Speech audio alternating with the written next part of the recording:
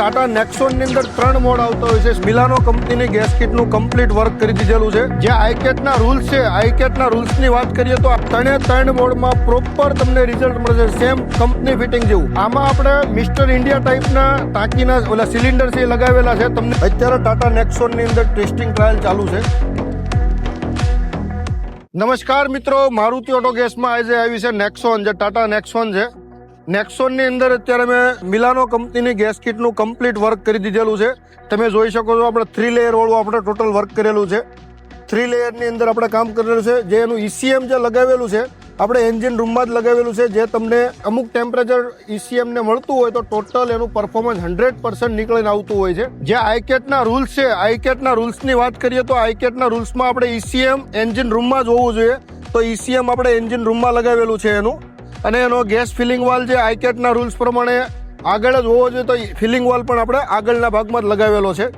Injector rail આપણે પાછળના ભાગમાં લાગેલી છે, એ પણ તમે જોઈ શકો છો.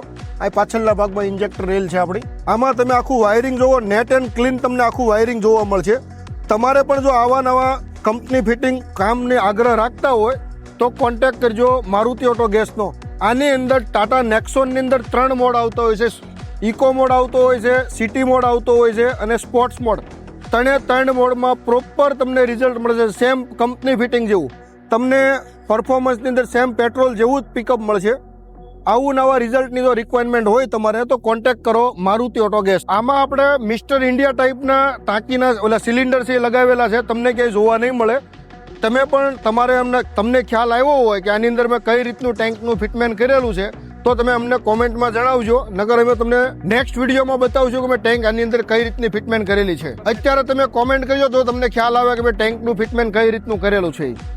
તમે જોઈ શકો છો આ રીતની આખી તમને નેક્સોનની અંદર પ્રોપર ડીકી વાપરવા મળશે આમાં. તો ચાલો હું તમને એનો ટેસ્ટ ડ્રાઈવ પણ આપી દઉં. ટેસ્ટ ડ્રાઈવની અંદર તમને કઈ રીતનું રિઝલ્ટ મળે છે. ગાડીના કિલોમીટરની વાત કરીએ તો 28,133 કિલોમીટર ગાડી ચાલેલી છે. પ્યોર પેટ્રોલ કાર હતી, એની અંદર આપણે CNG કર્યું અને અત્યારે ટોટલ CNGમાં ગાડી ચાલે છે. આ બધું સ્વિચ તમે જોઈ શકો છો. સ્વિચમાં તમે જોઈ શકો છો આ ગ્રીન લાઇટ આ બાજુની ચાલુ છે એટલે CNGમાં ચાલુ છે. અને અડધી બોટલ CNGની ફૂલ છે, મતલબમાં અડધી બોટલ CNGની ફિલિંગ કરેલી છે. તો હવે તમને ટેસ્ટ ડ્રાઈવ આપીએ કેવું પરફોર્મન્સ મળે તમને. અત્યારે ટાટા નેક્સોનની અંદર ટેસ્ટિંગ ટ્રાયલ ચાલુ છે. સેકન્ડ ગિયર છે, સિટી મોડ છે અને 8ની સ્પીડ કરેલી છે મેં. 8ની સ્પીડે પણ તમને પ્રોપર રિઝલ્ટ મળશે, કમ્પ્લીટ ઉપર છે. તમને ખ્યાલ પણ ન આવે એવું રિઝલ્ટ છે આની અંદર. અને તમે અંદર મોડ અહીંથી રનિંગમાં પણ તમે મોડ ચેન્જ કરી ચેક કરી શકો છો પરફોર્મન્સ તમને કેવું મળે. હવે આપણે સ્પોર્ટ્સ મોડની અંદર આપણે સ્લો સ્પીડ કરીએ, સમજો.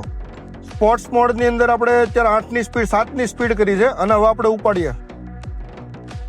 સેકન્ડ ગિયર છે, સ્પોર્ટ્સ મોડ છે અને આપણે 7ની સ્પીડે પ્રોપર ઉપાડી. તમને પણ આમાં ખ્યાલ પણ નહીં આવે ગાડી CNGમાં ચાલે છે કે પેટ્રોલમાં ચાલે છે.